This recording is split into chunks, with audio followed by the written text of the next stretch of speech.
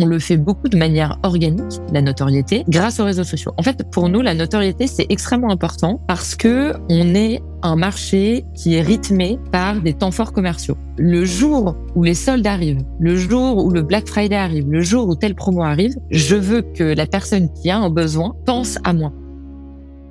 Marjorie Dubois, tu es Head of Marketing dans l'entreprise Bobo Chic et depuis ton arrivée, l'organisation a connu une forte croissance et s'est imposée comme un acteur de référence sur le marché de l'ameublement en ligne. On va d'ailleurs aujourd'hui tenter de décortiquer comment vous y êtes pris, spécifiquement au niveau organique, pour faire connaître la marque et pour accélérer vos ventes. Marjorie, merci beaucoup d'être sur le podcast Commerce Élite aujourd'hui. Merci à toi, Antoine, de m'accueillir. Et peut-être, Marjorie, juste pour bien situer les gens qui nous écoutent aujourd'hui et peut-être qui ne connaîtraient pas l'organisation, est-ce que ce serait possible pour toi de nous expliquer en quelques mots qu'est-ce que Bobo Chic et qu'est-ce que vous faites au quotidien? Alors, Bobo Chic, c'est une marque de mobilier. Le cœur de notre business, c'est du canapé, mais on fait vraiment tout le mobilier de la maison, donc canapé, lit, coffre, salon, séjour, accessoires et un peu de petite déco, même si c'est pas le cœur de notre métier.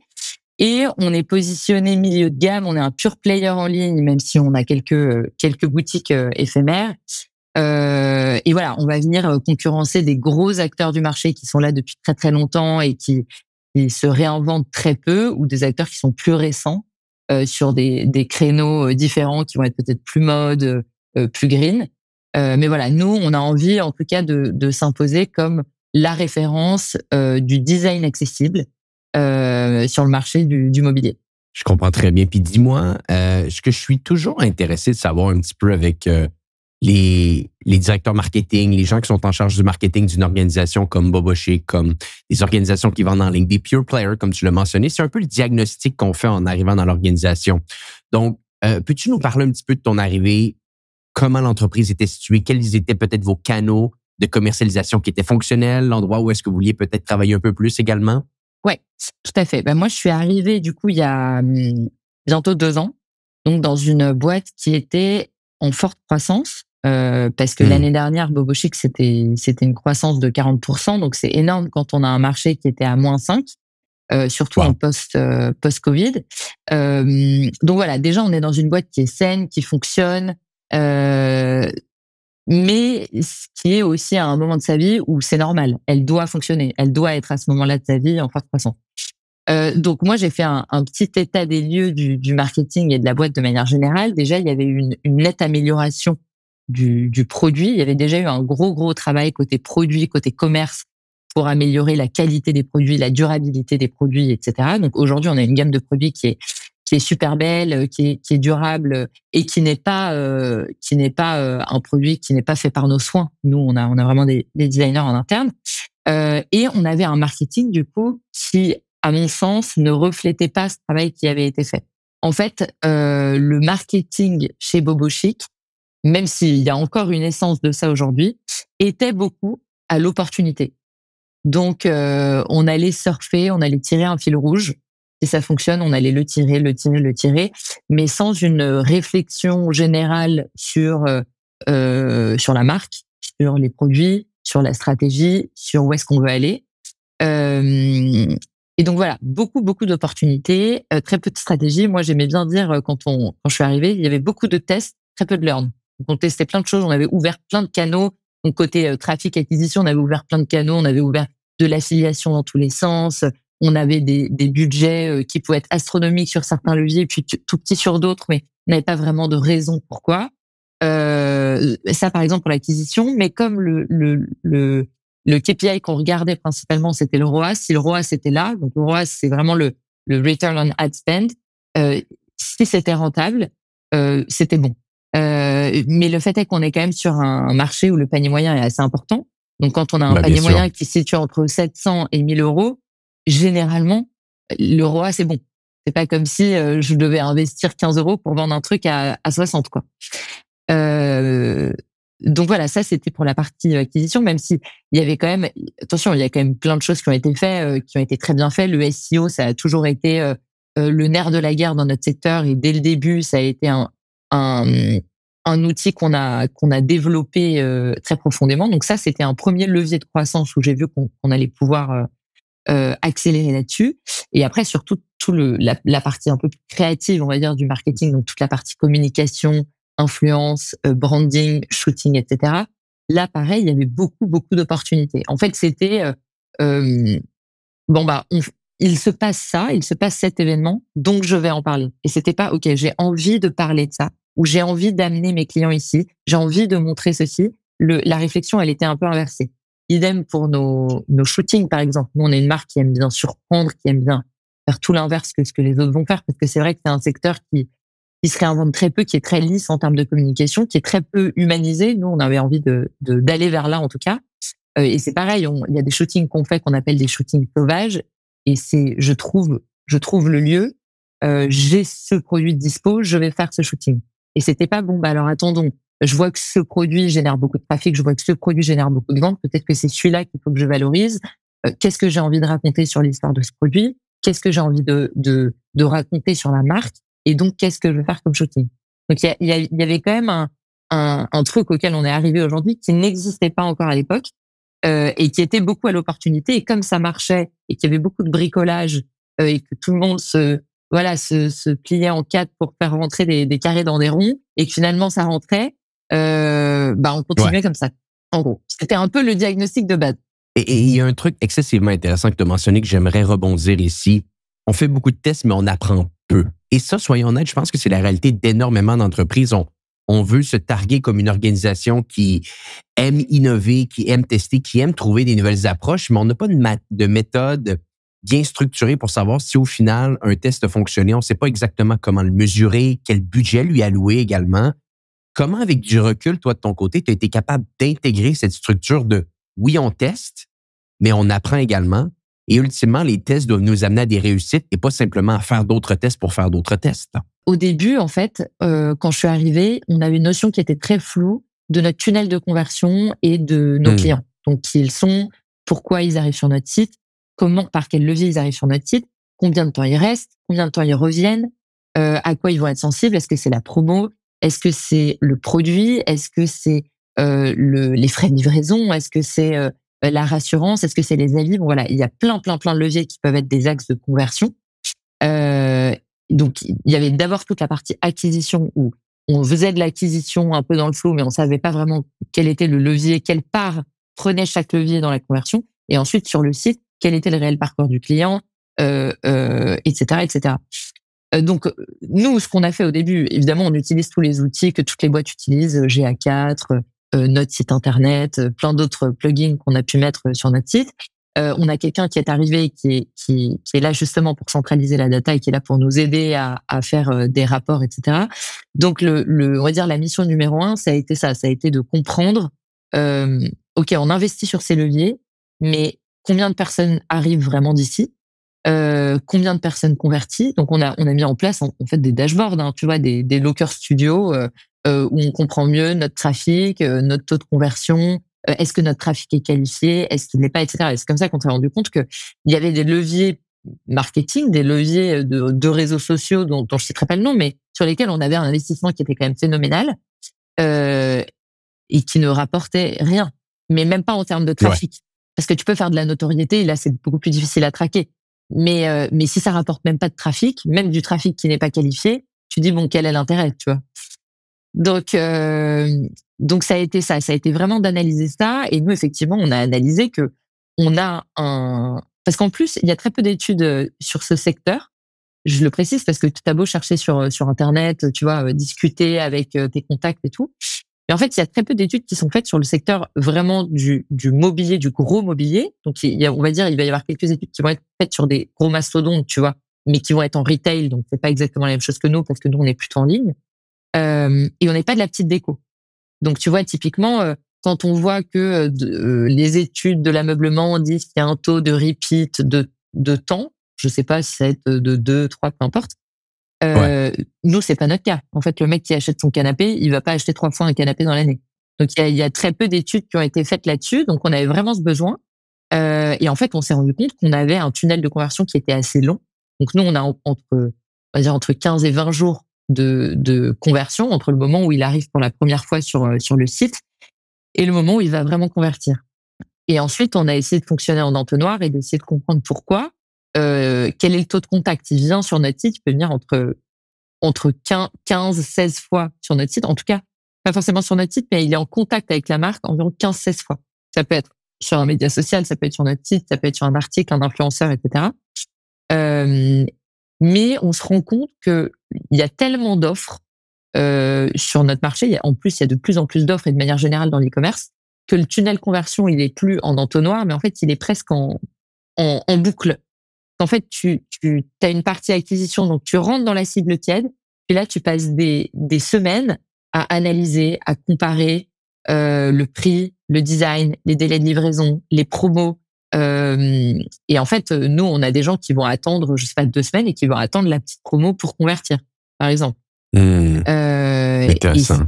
Et ça, voilà. Et en fait, comme on est sur un marché où il faut se réinventer constamment, parce que si demain on sort un produit qui fonctionne bien, généralement ça se voit, on a un concurrent qui 3 mois après va sortir le même, peut-être 100 € moins cher. Donc maintenant, qu'est-ce qui va faire que les clients vont acheter chez toi plutôt que chez ton concurrent? Et c'est là que toute la partie de notoriété devient extrêmement importante pour nous. Et parlons-en de notoriété, parce que je pense que c'est un des thèmes, pardonne-moi l'anglicisme, mais c'est buzzword le plus utilisé en marketing. Et peu de gens savent vraiment ce que ça veut dire et comment le mettre en place. Parce que de la notoriété, essentiellement, c'est que notre entreprise soit connue par un maximum de gens possible, sans nécessairement avoir un message à s'adressant à cette communauté-là qui est publicitaire, qui est fait pour nécessairement générer de la conversion. On pourrait le simplifier comme ça. Le défi souvent des organisations qui sont des PME, qui sont des startups, qui sont des organisations en forte croissance, c'est de se dire comment je suis capable de mixer ou de balancer mon budget entre des campagnes de performance, des campagnes de conversion et investir un certain montant pour aller chercher de la notoriété. De notre côté, on a une certaine réponse à donner à nos clients là-dessus, mais je serais vraiment curieux de t'entendre, toi, de ton côté, comment vous, chez Bobo Chic, vous arrivez à vraiment balancer vos investissements et comment vous intégrez la notoriété dans votre marketing et comment vous le mesurez? C'est vrai que c'est un gros sujet pour beaucoup de boîtes, pour nous particulièrement, parce qu'on est très héroïste. Je te le disais tout à l'heure, dans notre acquisition, ce qu'on va regarder, c'est quand même beaucoup le ROAS, donc très compliqué de faire des campagnes de notoriété. Aujourd'hui, nous, on en fait encore très peu de campagnes de notoriété dans la partie trafic, on va dire, sur des leviers, sur des outils Google, YouTube, ou alors sur de l'affichage, etc. D'ailleurs, on y reviendra plus tard parce que c'est intéressant, mais pour l'instant, ça, on l'a pas encore beaucoup fait. Par contre, on le fait beaucoup de manière organique, la notoriété, grâce aux réseaux sociaux. En fait, pour nous, la notoriété, c'est extrêmement important parce que on est un marché qui est rythmé par des temps forts commerciaux. Et donc, en fait, le jour où les soldes arrivent, le jour où le Black Friday arrive, le jour où telle promo arrive, je veux que la personne qui a un besoin pense à moi. Et surtout que c'est des achats qui sont réfléchis. C'est des achats qui sont pas du tout impulsifs parce que c'est pas de la petite déco. Nous, notre client typique, il déménage ou peut-être que c'est son premier achat, peut-être que juste il déménage, il va remeubler. Alors ça peut être juste un changement d'un produit, mais il est en train de meubler. Donc il réfléchit en amont, il compare en amont, il se dit est-ce que ce produit va aller avec mon mur que je vais faire bleu? Est-ce que voilà, il se pose toutes les questions, il peut se poser avec son architecte, il a peut-être besoin de se projeter en 3D, etc., etc. Donc c'est un achat qui est vraiment réfléchi, qui prend du temps. Donc le jour où il va convertir, j'ai besoin qu'il pense à moi. Enfin le jour ou même avant, le jour où il va se comparer, j'ai besoin qu'il pense à moi. Il va pas forcément penser à un produit en particulier. Par contre, il va se dire, je sais que Bobo Chic fait des canapés, que c'est dans ma gamme de produits et que c'est dans le style que j'aime, en gros. Donc ça, pour nous, c'est important. Et donc, nous, on le fait de manière organique. On a, évidemment, nous, on était une start-up, on est passé on est une petite société, quoi. Donc, on est une société de commerce, donc la négociation, c'est important. Donc, le budget, c'est important. Donc on n'a pas budget illimité et donc même si d'un point de vue extérieur on a l'impression d'être une grosse société, on est quand même mine de rien une petite structure et on fait tout un petit peu avec nos petites mains. On a la chance d'avoir l'existence des réseaux sociaux qui font qu'aujourd'hui tu peux quand même gratuitement bénéficier de notoriété si ton contenu est bon. En fait, si tu profites de l'algorithme, ton contenu est bon, l'algorithme pousse ton contenu, il va être vu. S'il est vu, ça va générer du trafic, tu vas pouvoir les retargeter, faire des conversions, vendre, etc., etc. Donc, nous, on a quand même un objectif de prendre le marché par les réseaux sociaux.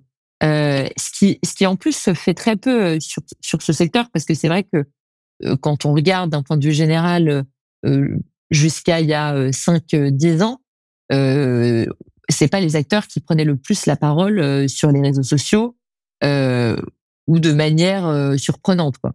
Donc nous on a ça, et au début il n'y avait pas vraiment de stratégie, c'était juste se dire bon bah voilà, nous on va avoir une grosse communauté pour que les gens aient confiance en nous, parce que quand tu es un nouvel acteur alors que c'est des acteurs historiques qui sont en face de toi, il est vrai qu'il y a des clients qui peuvent se poser la question, mais est-ce que c'est fiable? Est-ce que c'est un vrai site? Est-ce que c'est pas une arnaque? Est-ce que c'est de la bonne qualité? Est-ce que je vais être bien livré? Est-ce que je vais être satisfait, etc. Donc il y avait ce gage de confiance, parce que je peux pas te montrer mon produit parce que j'ai pas une vraie boutique, tu ne me connais pas. Et en face, j'ai des acteurs qui ont des prix qui sont relativement abordables, qui sont un peu vieillissants. Moi, je vais te proposer un truc neuf. Mais voilà, j'ai besoin de te rassurer. Donc, l'idée, c'était d'avoir voilà cette notoriété qui va rassurer à la fois les clients et à la fois les partenaires, parce qu'il y avait une volonté aussi derrière de faire des collaborations qui te permet aussi de générer du trafic organique et d'aller chercher des clients dans la communauté d'un acteur complémentaire, similaire, etc. Et donc au début, c'était création de contenu et influence un peu en ratissant large. Donc on avait beaucoup de prises de parole d'influenceurs, qui n'étaient pas forcément de haute qualité, mais qui généraient de la visibilité, mais qui étaient un peu décorrélés avec tout ce travail d'amélioration produit qui était fait. Parce que du coup, d'un côté, on avait des produits de qualité, et d'un autre côté, on avait des prises de parole qui n'étaient pas forcément les plus rassurantes. Donc parfois, ça peut desservir ton image de marque. Bien sûr.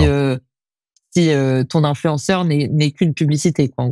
Et en fait, malgré tout, la stratégie avec du recul n'était pas mauvaise, parce que ça nous a quand même permis d'acquérir une certaine notoriété, qui fait qu'aujourd'hui, on n'a plus besoin d'aller chercher des influenceurs, mais c'est les influenceurs qui viennent nous chercher.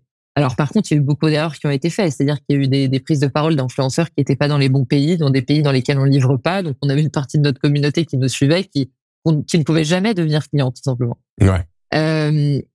Mais aujourd'hui, l'idée, c'est de faire moins mais mieux. Alors on en fait toujours beaucoup, mais parce qu'on considère que, à la différence d'un vêtement ou d'un petit objet, le canapé, c'est l'objet du quotidien que tu utilises tous les jours. Donc qui est le meilleur ambassadeur que celui qui l'utilise tous les jours pour télétravailler, pour faire une sieste, pour se vautrer le soir, pour regarder un film, tous les jours. Il peut pas y avoir un mensonge, j'aime bien mon canapé, il est tous les jours dans ton salon. Donc pour nous, c'est un vrai gage de sécurité quand la prise de parole est faite par la bonne personne. Et donc on a la chance d'avoir un effet boule de neige, notamment cette dernière année où on a de plus en plus de notoriété. Donc on a de plus en plus d'influenceurs qui ont eux-mêmes une grosse notoriété avec lesquels on a pu travailler. Je pense à Natou, je pense à Gaël Garcia Diaz, je pense à Marine L'Orphelin, voilà, pas mal d'influenceurs qui ont en tout cas cette crédibilité et qui sont très transparents en fait dans leur prise de parole. Puis on peut le voir un petit peu en regardant vos médias sociaux. Sur Instagram, vous avez une communauté de près d'1,5 million de personnes qui vous suivent. Vous avez certains contenus Reel qui ont été capables de faire beaucoup de vues également. Je voyais une approche intéressante où est-ce qu'on voit votre PDG en mode podcast sur un canapé. On le comprend. Est-ce que c'est peut-être dans vos réflexions d'y aller encore plus sur du contenu, peut-être en 2025, sur du contenu plus longue durée et bien entendu d'intégrer de manière stratégique vos différents produits? Absolument. En fait, le côté organique du contenu est hyper important pour nous parce qu'il est dans l'ADN de notre marque. Nous, on est une marque on a des produits de qualité, mais on est très disruptif sur la manière de communiquer et très chaleureux. On a un capital sympathie. En tout cas, on essaye de travailler ce capital sympathie parce qu'on est issu d'une start-up de 2 fondateurs qui ont commencé un peu dans leur garage, quoi. L'histoire entrepreneuriale et la success story un peu classique. Et ça, en fait, on a envie de le garder parce que on se rend compte que les gens aujourd'hui ont envie de vrai, ont envie de vraies relations, ont envie de transparence. On n'est plus sur les époques Instagram avec un feed totalement lisse, avec des photos qui sont extrêmement léchées. On n'est plus sur ça. Ça, on va le faire sur notre site. On va avoir des contenus vidéo qui vont être très beaux, dans des lieux sublimes. Mais sur nos réseaux sociaux, c'est vraiment le premier point de contact avec nos clients. Donc, en fait, on veut du vrai. Les clients, ils ont envie de se projeter dans des appartements. Ils ont envie de voir qui travaille derrière ces produits.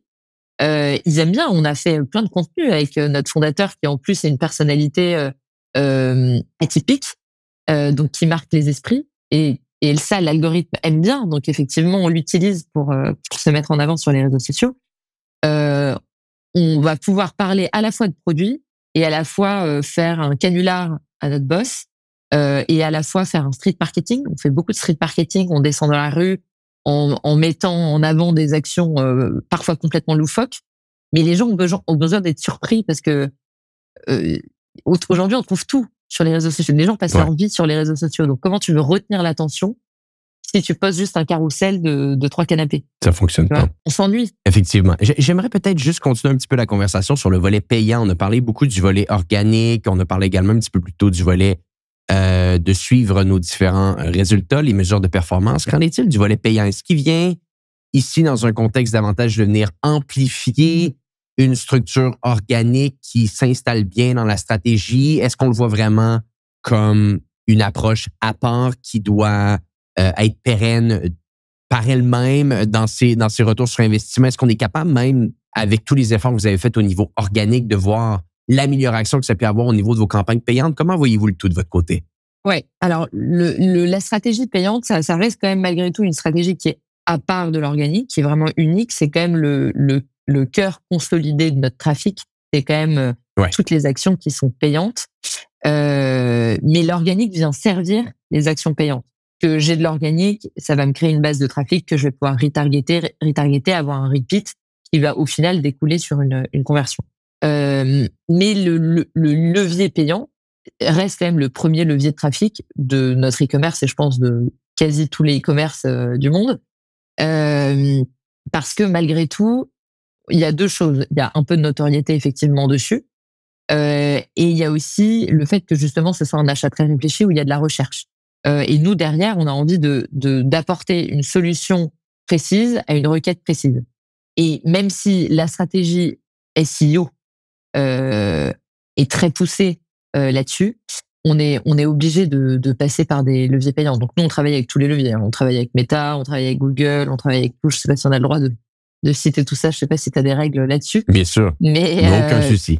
Mais évidemment, c'est une stratégie donc qui est évidemment à la performance. On travaille beaucoup à la performance. On est très héroïste. On a retravaillé justement tous nos budgets et recentré justement sur les leviers qui sont performants, tout en se gardant, s'autorisant en fait à avoir un petit budget de notoriété. Et en fait, ça, on continue de le tester beaucoup. Donc, on a tous les leviers, on va dire classiques et connus. Et ensuite, on avait fermé des leviers qu'on a réouverts aujourd'hui, typiquement l'affiliation, le display, qu'on a réouvert aujourd'hui parce que ça avait été fait sans vraiment réfléchir, en se disant on veut générer un maximum de trafic. Sauf que le problème, c'est que c'est des leviers qui ont des coûts s'ils sont pas vérifiés derrière. Que le concept quand même de l'affiliation du site code promo, c'est que tu cliques dessus, ça t'ouvre un onglet. Et puis si le mec il achète dans les 7 jours et que t'es en 7 jours last click, ça s'attribue la vente. Sauf qu'en fait, il a même pas vu que l'onglet s'était ouvert. Donc nous, on avait un peu ce sentiment de se faire arnaquer. Donc on a retravaillé ça. On a complètement supprimé toute la partie code promo parce que ça, on considère que ça ne nous appartient qu'à nous de faire de la promo et on veut surtout pas le rendre visible parce que c'est pas le cœur de notre ADN.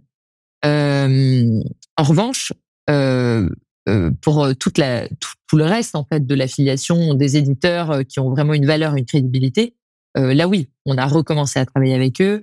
Et d'ailleurs, on teste sur cette partie-là différentes choses parce qu'on a des enjeux. Aujourd'hui, on a notre e-commerce, mais on a des enjeux de développer notre espace pro. On vient de lancer une plateforme qui est dédiée aux professionnels, donc aux architectes, aux Airbnb, aux hôteliers, restaurants, etc.